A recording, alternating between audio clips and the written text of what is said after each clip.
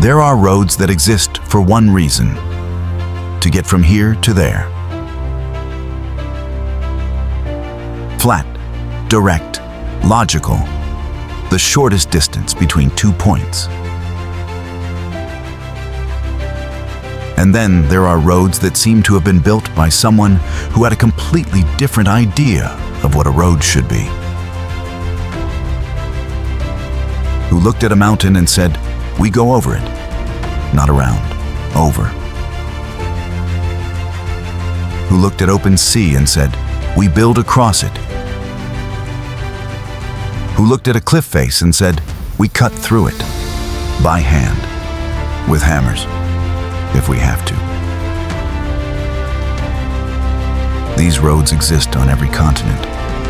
Some of them were built by empires, some by dictators, some by 13 villagers with no machinery and nowhere else to be.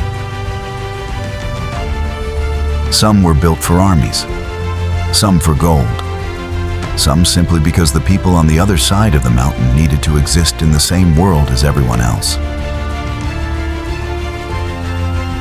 And every one of them has something in common. The moment when the road does something a road should not do.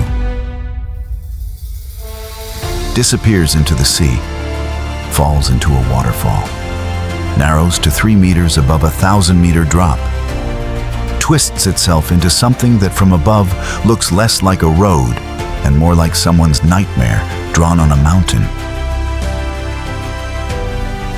We found the roads that should not exist, that were built anyway, that are still being used, that kill people, and that people drive specifically to experience.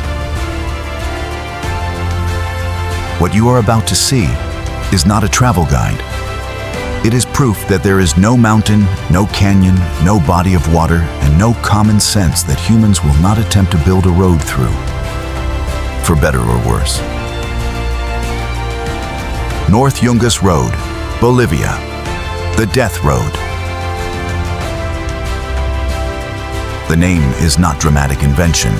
It is the official name, used by the Bolivian government, used on maps, used by the people who live along it. El Camino de la Muerte, the Death Road. 64 kilometers of mountain road connecting La Paz to the town of Coroico in the Yungas region. At its narrowest, 3 meters wide.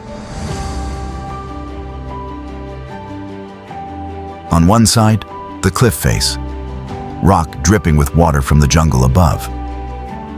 On the other side, nothing. A drop of up to 600 meters into the Amazon rainforest below. No barriers, no guardrails, no margin for error. The road was built in the 1930s by Paraguayan prisoners of war, carved into the mountainside by hand, by men who had no choice about being there.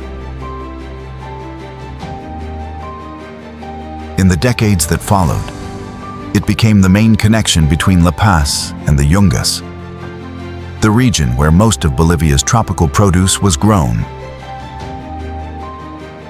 The trucks came, loaded with fruit and vegetables and people, moving in both directions on a road wide enough for one vehicle. The rule: downhill traffic hugs the cliff. Uphill traffic takes the outer edge with nothing below it for hundreds of meters.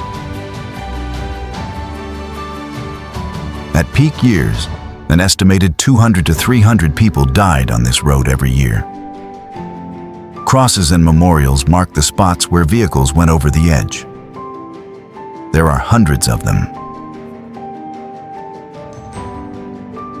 In 2006, a new road was built.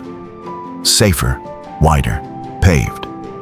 Most traffic now uses the new road. The old Death Road became a tourist attraction. Thousands of cyclists come every year to ride it.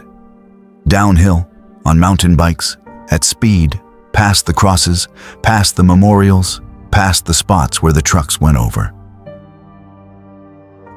for a few hours of adrenaline that most of them will talk about for the rest of their lives. The road that killed hundreds now entertains thousands. That is also a kind of story. Karakoram Highway, Pakistan, China, the eighth wonder of the world. 1,300 kilometers through the highest mountain range on Earth, through the Karakoram, through passes above 4,000 meters, along rivers that cut through gorges a kilometer deep. The Karakoram Highway, connecting Kashgar in China to Islamabad in Pakistan. The highest paved international road on Earth. It took 20 years to build, from 1959 to 1979. Through some of the most geologically unstable terrain in the world. The cost: over 800 Pakistani workers and 200 Chinese workers died during construction. From avalanches, from rockfalls, from the Karakoram simply refusing to be crossed. Today, the road is called the eighth wonder of the world. Not because it is beautiful, though it is. Because it should not exist. Because the mountains it crosses are not mountains that roads were supposed to cross. The drive from Pakistan to China takes approximately 16 to 20 hours without stops. In that time, you pass Nanga Parbat, the ninth highest mountain on Earth, known as the Killer Mountain. More people have died trying to climb it per summit attempt than any other mountain. You pass Rakaposhi, a peak so perfectly formed it appears to have been placed deliberately. You cross the Kunjarab Pass, 4,733 meters, one of the highest border crossings in the world, where the oxygen is half what it is at sea level. The road itself is never safe. Landslides close it regularly, sometimes for days, sometimes longer. A dam burst in 2010 created an artificial lake that submerged 22 kilometers of the highway. The road was rerouted. Because the road is necessary. Because for the communities on both sides, it is the only connection to the rest of the world. Stelvio Pass, Italy. 60 hairpin turns. One mountain, the best road on Earth. In 2008, the television program Top Gear asked its viewers to vote for the greatest driving road in the world. The Stelvio Pass won, not the Autobahn. Not the Pacific Coast Highway, not any road in Japan. A mountain pass in northern Italy that climbs from the town of Prato to 2,757 meters above sea level in 24 kilometers, using 60 hairpin turns.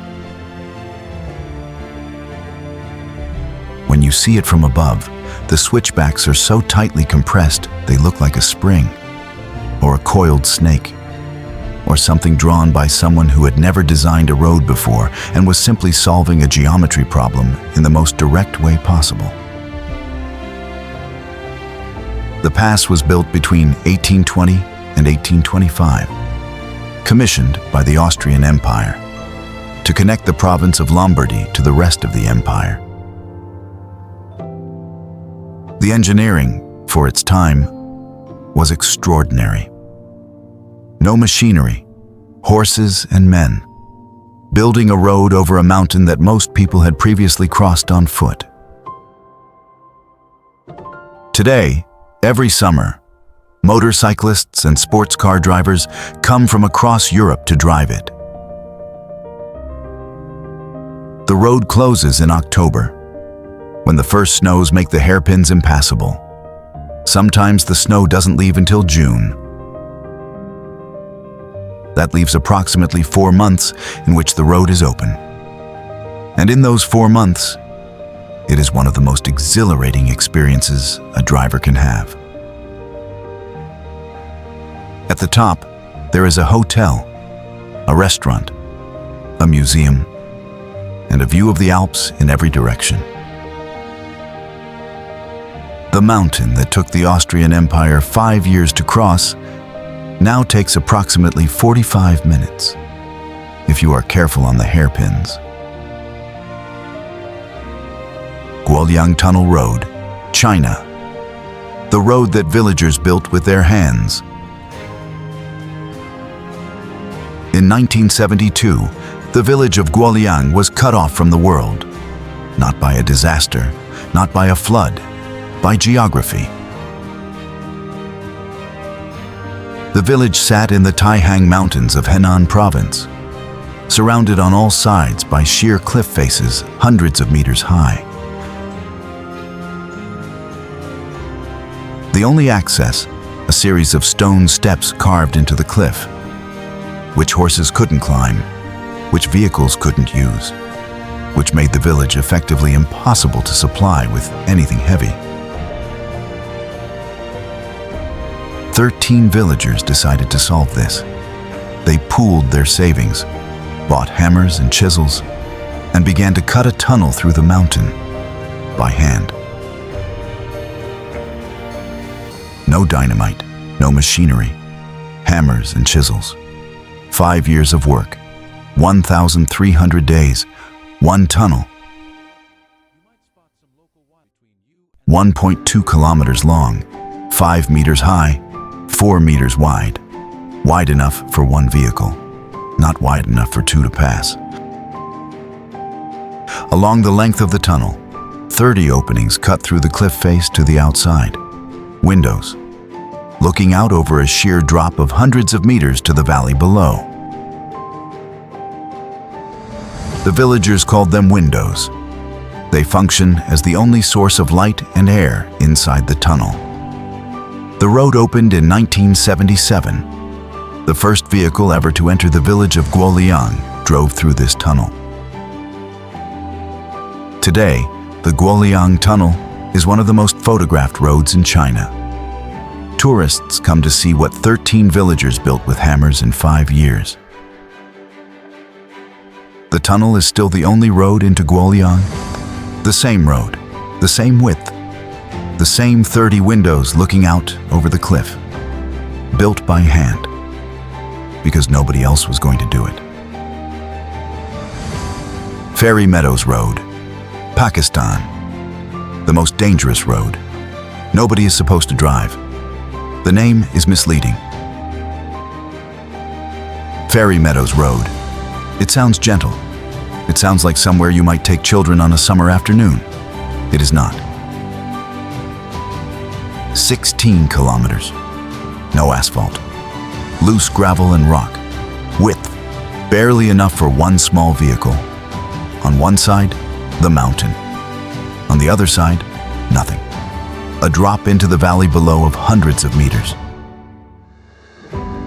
No barriers, no guardrails. Nothing between the vehicle and the drop except the driver's judgment. And the road is so dangerous that rental car companies in Pakistan specifically prohibit driving it in their vehicles. The road leads to the base camp of Nanga Parbat, the 9th highest mountain on Earth, 8,126 meters, known as the Killer Mountain. The death rate on Nanga Parbat per summit attempt is among the highest of any 8,000er. The road is driven by jeeps, old jeeps, with experienced drivers, who navigate the loose gravel, the blind corners, the places where the road narrows to barely the width of the vehicle above a sheer drop.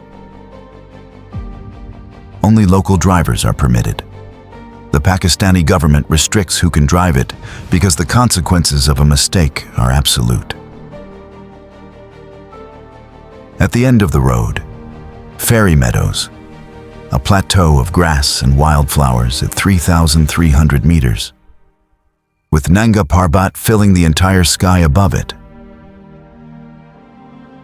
One of the most beautiful views in the world, reached by one of the most dangerous roads in the world. The name makes sense once you get there. James Dalton Highway, Alaska, USA.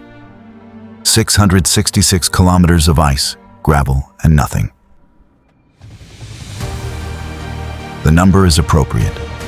666 kilometers, from Fairbanks to Deadhorse, above the Arctic Circle, through one of the most remote stretches of road in North America. The James Dalton Highway, built in 1974 to supply the construction of the Trans-Alaska Pipeline, named after an Alaskan engineer who worked on it. 1/3 of it is paved, the rest, gravel. Loose gravel that trucks kick up into windshields at highway speeds. Cracked windshields are considered normal on the Dalton Highway. Drivers carry duct tape. The road was featured in the television series Ice Road Truckers. Trucks carrying fuel and supplies to the oil fields at Prudhoe Bay. In winter, in darkness, in temperatures that can reach -60 degrees Celsius. At -60, exposed skin freezes in minutes.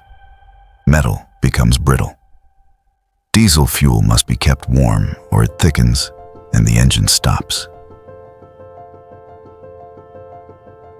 And the engine cannot stop, because there is no help coming.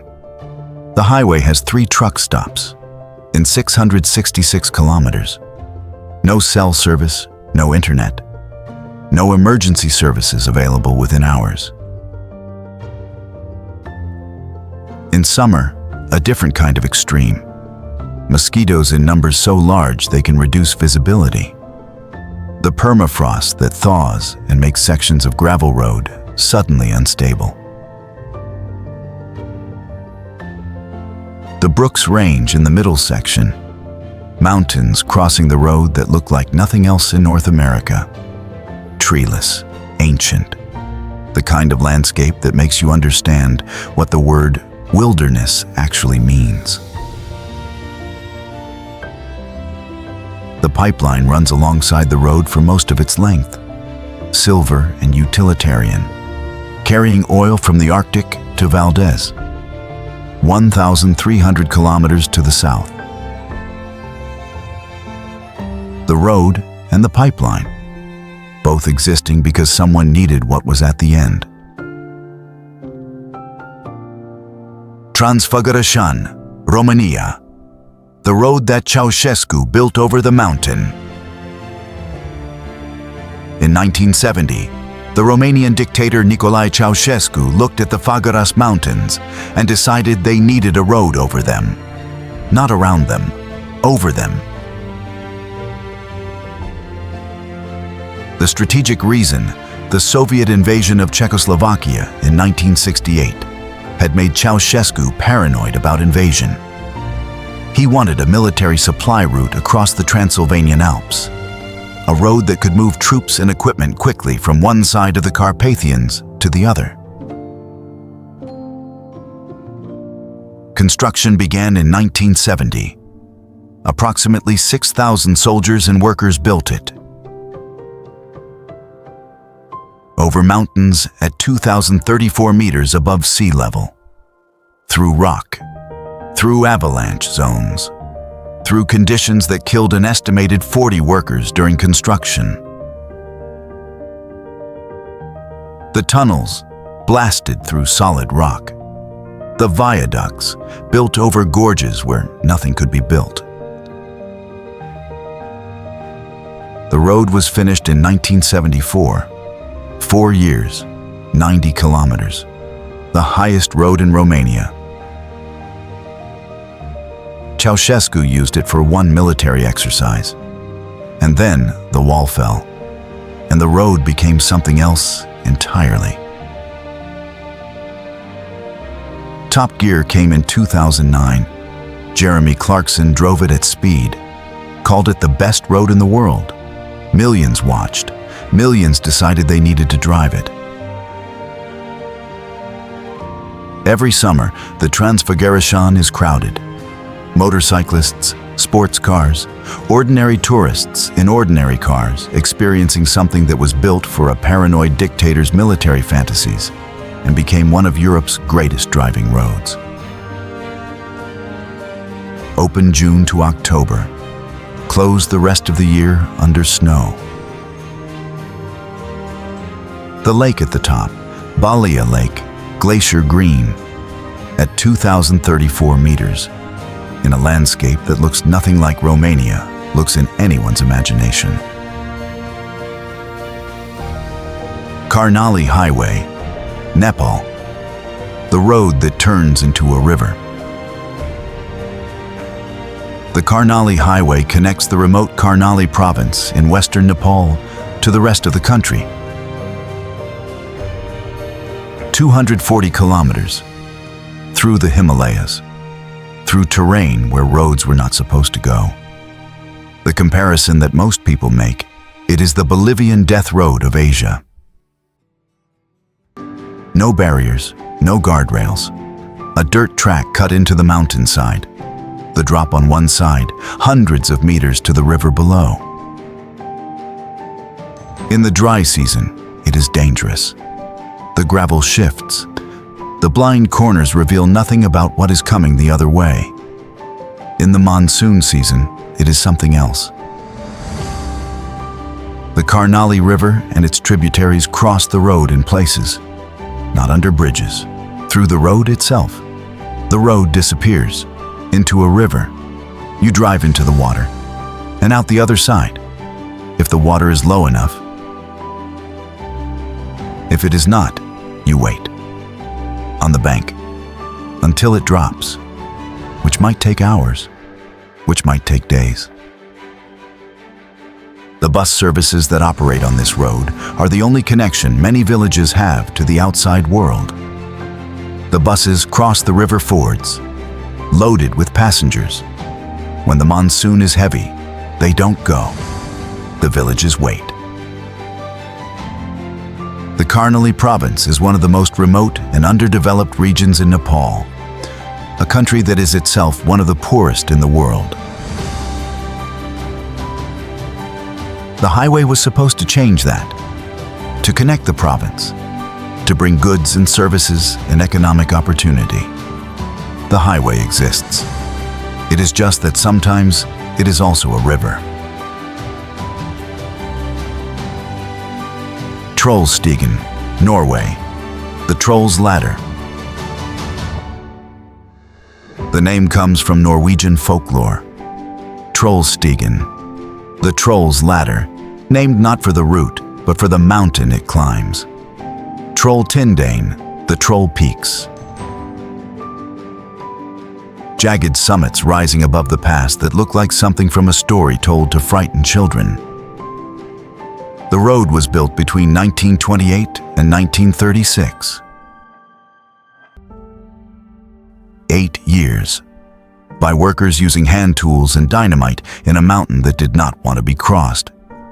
It climbs 850 meters in 11 kilometers, 11 hairpin turns, a maximum gradient of 1 in 12, which means for every 12 meters you travel forward, you rise 1 meter. That is steep, very steep. Steep enough that large vehicles struggle. That caravans are prohibited above certain lengths. That buses and trucks must negotiate the hairpins in multiple moves, forward and reverse, to get around the tightest turns. The waterfalls. The Stigfossen waterfall drops 320 meters alongside the road. Not beside it. Alongside it, the road passes directly next to the falls. The spray reaches the vehicles. In wet weather, it is simply water. From above, on the windscreen, on the roof. the wipers working constantly against a waterfall that has nowhere to go except across the road. The road is open from late May to late October. In the winter, it is impossible, buried under meters of snow, the mountain taking back what was built on it. At the summit, a viewing platform designed by Norwegian architects to cantilever out over the valley. A platform of rust-colored steel extending into the air above an 850-meter drop. From it, you look back down at the road, at the 11 hairpins compressed into the mountainside below, at the waterfall falling beside it. It is one of the most photographed views in Norway, a country that has no shortage of extraordinary views.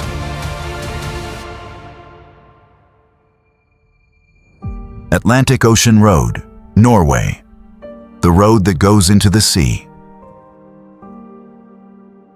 From above, it looks wrong.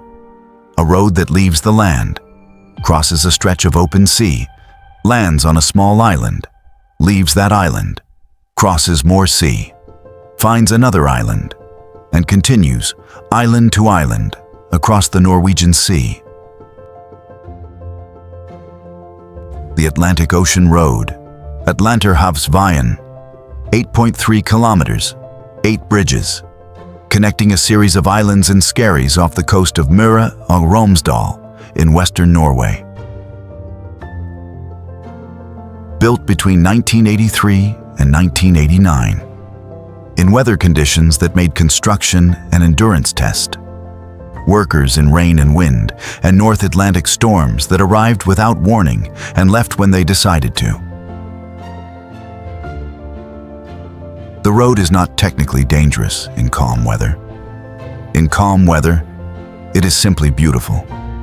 The sea on both sides, the mountains visible on the mainland behind, the islands ahead, the specific color of the Norwegian Sea. A deep gray-green that is not quite blue and not quite gray, and is entirely specific to this part of the world. In a storm, it is something else. The North Atlantic does not behave like the Mediterranean. The storms here are serious. Waves that can reach 15 meters, that crash over the road, that make the bridges, particularly the Storseisunbrua, the largest bridge on the road, appear to rise and fall with the waves beneath. The Storseisunbrua is famously photographed from a specific angle that makes it appear to rise steeply and then drop into the sea, as if it leads nowhere, as if the road ends in water. It doesn't. But the photograph is so convincing that millions of people have driven specifically to see whether it is true. The road was voted the most beautiful road trip in Norway. In 2005, it was named the Norwegian Construction of the Century. It has been used in car advertisements, in films, in music videos, as the visual shorthand for a certain kind of freedom. The open road, the open sea, the weather coming in, and the car on the bridge between them. Every road in this video was built because someone needed to get somewhere. And the mountain, or the sea, or the canyon was in the way. The Death Road of Bolivia, built by prisoners of war to connect a capital city to its food supply. The Karakoram Highway, built by two countries through the highest mountains on Earth. 800 workers died. It took 20 years. It is still the only road. The Stelvio Pass, built by an empire that needed to move armies. Now it moves sports cars and motorcycles on summer weekends. The Guoliang Tunnel, carved by 13 villagers who decided that 5 years of hammers was better than a lifetime of isolation. The Ferry Meadows Road, 16 kilometers of gravel above a sheer drop to the base of a killer mountain. The Dalton Highway, 666 kilometers of ice and gravel through the Arctic. Still the only road to Prudhoe Bay. The Transfagarasan, built by a paranoid dictator who used it once, now voted the best driving road in the world. The Karnali Highway, a road that becomes a river in the monsoon, and still the only connection some villages have to the rest of Nepal. The Troll's Ladder, 8 years of construction in a Norwegian mountain. Now a waterfall falls on your car as you drive through it. The Atlantic Ocean Road, 8 bridges across the Norwegian Sea. In storms, the waves come over the road. Every one of these roads was called impossible before it was built. And then someone built it, because that is what humans do with impossible things. We build roads through them. Subscribe. Because there are more roads like these on every continent, and we are going to find them.